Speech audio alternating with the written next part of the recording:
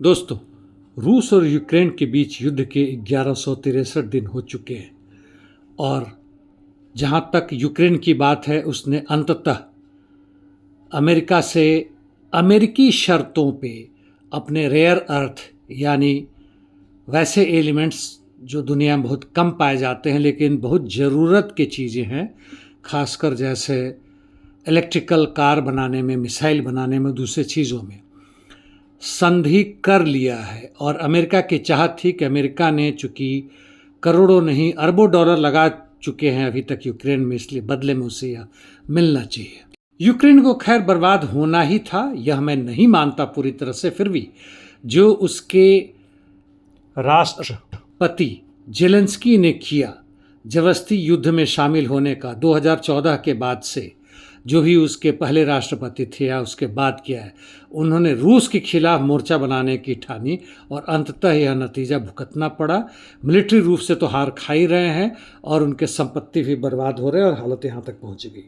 जहाँ तक युद्ध स्थिति की बात है, दक्षिणी भाग में कर्सों में सोशल मीडिया के खबर के हिसाब से यूक्रेनियन आर्मी प्रिपेयर कर रही है एक लंबी और जबरदस्त लड़ाई के लिए निप्रो एश्वरी या किनबुन स्पिट में, जहां 2 दिन पहले खासकर इस निप्रो नदी के पूर्वी क्षेत्रों से होते हुए पश्चिमी इलाकों में रूसी सैनिकों ने आक्रमण किए थे, कुछ जगहों पर कब्जा कर लिया है।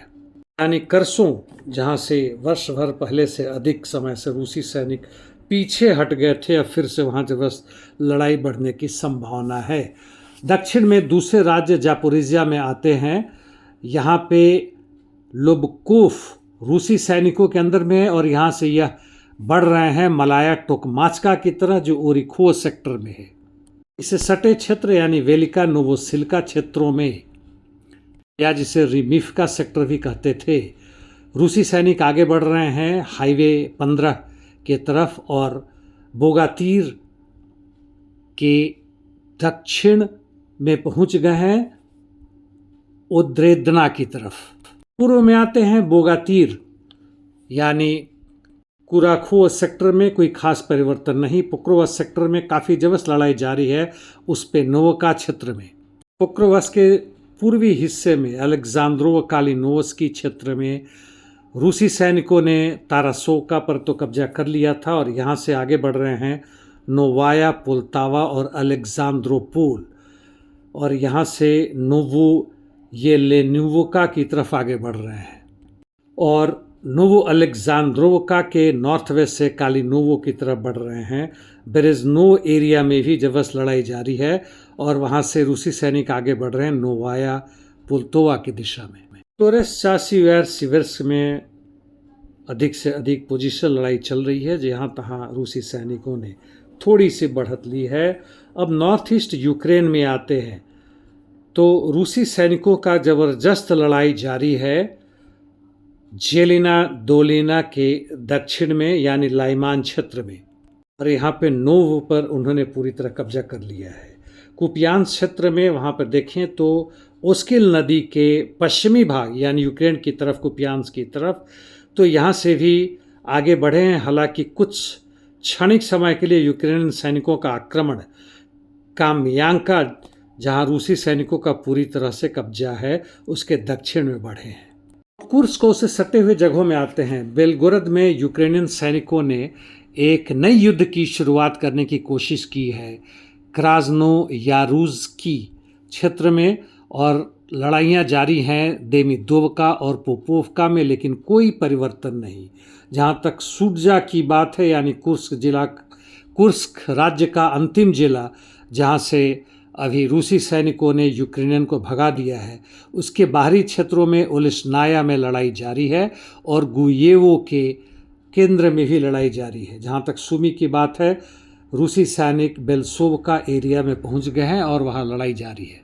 दोनों तरफ से जबरदस्त इंटरडिक्शन मिशन जारी है। यूक्रेनियन सैनिकों ने आज तड़के कर्सों में आक्रमण किया ओलेश्की एरिया में और 7 सिविलियन को मार दिए, जबकि रूसी सैनिकों के 1.5 दर्जन से ज़्यादा जेरान यूएवी यानी ड्रोन्स ओडिशा क्षेत्र में जबरदस्त आक्रमण कर रहे हैं। इसका अंदर मिसाइल से भी किया है और ओडेसा का पोर्ट में भारी आग लगा हुआ है। सीरिया में HTS ने दक्षिण सीरिया में वहाँ के ड्रूज मिलिशिया उनके लोगों का जघन्य हत्या कर दिया है, 17 से अधिक लोगों का। सूडान में सूडनीज आर्म फोर्सेस ने विद्रोही RSF से फिर से कोरोडोफान में अल खावी जगह पर कब्जा कर लिया है। हूतियों ने दावा किया है कि उन लोगों ने एक और F-18E सुपर हॉर्नेट को मार गिराया। इसका डिटेल नहीं पता है और इसके पहले भी एक जहाज फाइटर उनके एयरक्राफ्ट कैरियर से गिर गया था। क्या यह उसी को दावा में ले रहे हैं या यह नया है, यह मुझे अभी नहीं मालूम है। यूरोपियन यूनियन के head Ursula von der de Leyen ने कहा है कि अब यूरोपियन यूनियन, जिसमें 27 देश हैं, अब यह उम्मीद नहीं करता कि अमेरिका उनको मिलिट्री के रूप से सिक्योरिटी गारंटी देगा, उनके लड़ेंगे, बल्कि उनका अब ध्यान जो है दूसरे क्षेत्रों में जा चुका है। संभवतः वह मिडिल ईस्ट, चीन और अन्य जगहों की बात कर रही हैं और उन्हें इसका अंदाज़ा हो गया है कि उनके अच्छे दिन अब गए। दोस्तों, आज मई दिवस है और इस अवसर पर आप सबको क्रांतिकारी अभिनंदन। दुनिया के मजदूरों एक हो। धन्यवाद।